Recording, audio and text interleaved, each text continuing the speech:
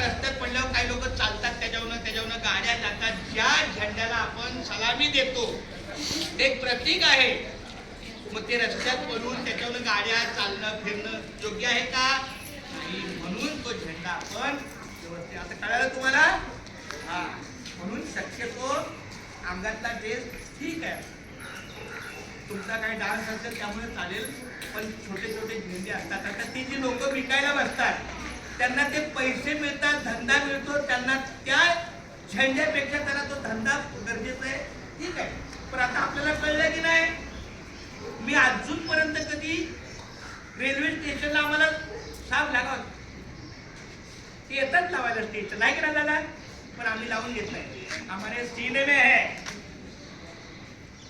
अंतरक्रियेमध्ये आपल्या देशाची भावना पाहिजे. नुसतं खिशाला आणि छातीला लावून आपला स्वाभिमान दिसत नाही, तो आपल्या कृतीमध्ये पाहिजे. आपण दररोज अभ्यास केला पाहिजे, आपण शाळेत शिस्तीत राहिलं पाहिजे, वागलं पाहिजे. आता हे तुमचं वय शाळेचं आहे की नाही, मग आपला अभ्यास महत्वाचा आहे.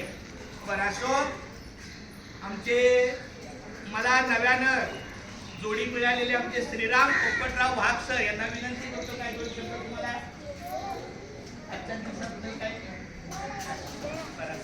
बरं, आमच्या सोनाली त्याला विनंती आहे, काय तुमच्या बाल गोपाळांना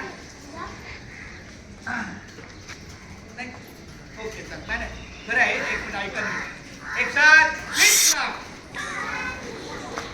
एक साथ विश्राम नाही बोललं तरी चालेल, दुसरी कृती केली तर अधिक. बाळानो बघा, जास्त काय तुमच्या डोक्याला त्रास नाही भाषण ऐकायचा, पण हे जे आपल्याला स्वातंत्र्य मिळालेलं आहे,